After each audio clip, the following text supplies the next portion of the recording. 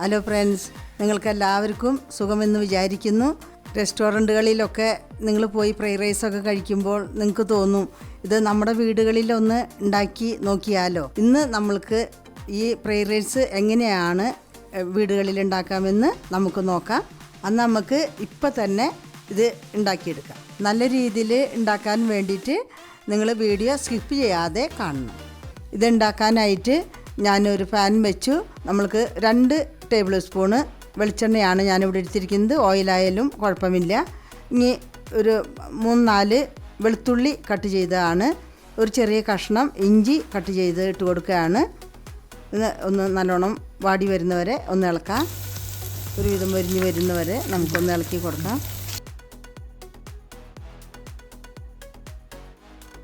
ഉള്ളിത്തണ്ടാണ് എടുത്തിരിക്കുന്നത്. അതിൻ്റെ കടഭാഗം നമ്മൾ അരിഞ്ഞ് നമ്മൾ സബോളയ്ക്ക് പകരമായിട്ട് നമുക്കിത് ഇട്ട് കൊടുത്ത് നന്നായിട്ടൊന്ന് ഇളക്കി കൊടുത്ത് ഒന്ന് ചോക്കുന്നവരെ ഒന്ന് ഇളക്കി കൊടുക്കാം. 2 പച്ചമുളക് നമുക്ക് അരിഞ്ഞത് അതിലേക്ക് ഇട്ട് കൊടുക്കാം. അതും ഇളക്കി കൊടുക്കാം. ഇനി നമ്മൾ ഇട്ട് കൊടുക്കുന്നത് ബീൻസാണ്. ഒരു 5-6 ബീൻസ് എടുത്ത് കട്ട് ചെയ്തതാണ്. അതേപോലെ ഒരു ക്യാരറ്റ് കട്ട് ചെയ്തെടുത്തതാണ്. അത് നമ്മൾക്ക് അതിലേക്ക് ഇട്ട് കൊടുക്കാം. നന്നായി ഇളക്കി കൊടുക്കാം. നല്ലപോലെ വാടുന്ന വരെ നമുക്കൊന്ന് ഇളക്കി കൊടുക്കാം. അങ്ങനെ ഒരുവിധം വാടി വന്നിട്ടുണ്ട്.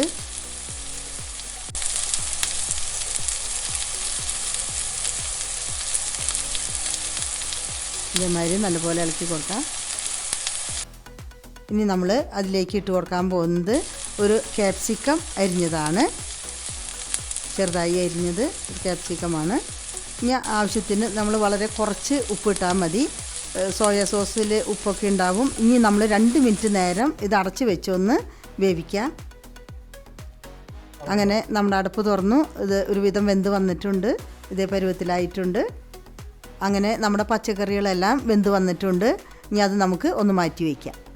ഇനി നമ്മൾ ഒരു ചട്ടി അടപ്പത്ത് വയ്ക്കുകയാണ്. അതിലേക്ക് 1 ടീസ്പൂണ് വെളിച്ചെണ്ണ ഒഴിച്ച് കൊടുക്കുകയാണ്. വെളിച്ചെണ്ണ ഓയിലായാലും കുഴപ്പമില്ല. ഇനി അതിലേക്ക് ഞാൻ 3 മുട്ട കൊത്തി ഒഴിക്കുകയാണ്. നിങ്ങൾക്ക് ആവശ്യം പോലെ എടുക്കാം. 3 മുട്ട കൊത്തി ഒഴിച്ച് നന്നായി ഇളക്കി കൊടുക്കാം. അത് കഴിഞ്ഞ് നമ്മൾ കുറച്ച് ഉപ്പ് ഇട്ട് കൊടുക്കാം. ആവശ്യത്തിനുള്ള ഉപ്പ് ഇട്ട് കൊടുക്കാം. നന്നായി ഇളക്കി കൊടുക്കാം. ഇനി കുറച്ച് കുരുമുളക് പൊടി നമുക്ക് അതിൽ ചേർത്തി കൊടുക്കാം. മുട്ടയിൽ നന്നായി ഇളക്കി കൊടുക്കാം. നന്നായി മുട്ട നന്നായി പൊരിഞ്ഞ് വരുന്നവരെ നമുക്കൊന്ന് ഇളക്കി കൊടുത്ത് വേവിച്ചെടുക്കാം.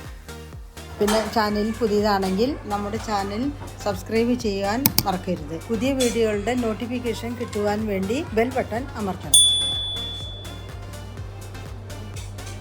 അങ്ങനെ നമ്മുടെ മുട്ട ഒരു വിധം പരിവായി വന്നിട്ടുണ്ട്. ഇനി നമ്മൾ അതിലേക്ക് പച്ചക്കറികൾ ഇട്ട് കൊടുക്കുകയാണ്. മുട്ട വറുത്ത് വെച്ചിരിക്കുന്നതിലേക്ക് പച്ചക്കറി ഇട്ട് കൊടുക്കുകയാണ്. നന്നായി ഇളക്കി മിക്സാക്കാം. ഇത് വളരെ ടേസ്റ്റിയാണ്. ഇനി ഇതിന് വേണ്ടതായിട്ട് നമ്മൾ ഒരു ബൗള് ഞാൻ ബാസ്മതി റൈസാണ് എടുത്തിരിക്കുന്നത്. നമുക്ക് ജീര റൈസ് വേണമെങ്കിലും എടുക്കാവുന്നതാണ്. അത് നമ്മൾ അരമണിക്കൂർ നേരം വെള്ളത്തിലിട്ട് വെച്ചു. ഇനി വെള്ളം തിളച്ച് വരുമ്പോൾ നമ്മൾ കഴുകി വെച്ചിരിക്കുന്ന അരി നമ്മൾ അതിലേക്ക് ഇട്ട് കൊടുത്ത് ഒരു 3 മിനിറ്റ് നേരം വെന്ത് കഴിഞ്ഞാൽ നമ്മുടെ ചോറ് ഇതേപോലെ വെന്ത് കിട്ടും. വെന്ത് കഴിയുമ്പോൾ നമ്മൾ വെള്ളം ഊറ്റിക്കളഞ്ഞ് വയ്ക്കാം. നമ്മുടെ കയ്യിൽ ബാലൻസുള്ള ചോറായാലും നമുക്ക് ഇതിൽ ഇങ്ങനെ ഉണ്ടാക്കിയെടുക്കാവുന്നതാണ്. ഇതേമാതിരി ഈ ചോറ് നമുക്ക് വേവിച്ചെടുത്ത് വയ്ക്കാം. നമ്മൾ ഫ്രൈ ആക്കി വെച്ചിരിക്കുന്ന പച്ചക്കറികളും മുട്ടയും എല്ലാം ചേർത്ത് വെച്ചിരിക്കുന്നതിൽ നമ്മൾ വേവിച്ച് വെച്ച ചോറ് നമ്മളതിലേക്ക് ഇട്ട് കൊടുക്കുകയാണ്. ഇനി കുറച്ച് കുരുമുളക് പൊടി നമുക്കിതിലേക്ക് തൂളി കൊടുക്കാം. നമ്മൾ ചോറ് ഇട്ട് കൊടുത്തു. ഇനി വളരെ കുറച്ച് ഉപ്പ് നമ്മൾക്ക് ഇട്ട് കൊടുക്കാം.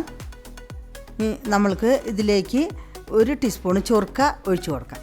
ഇനി സോയാ സോസ് നമുക്ക് 2 ടീസ്പൂണ് ഒഴിച്ച് കൊടുക്കാം.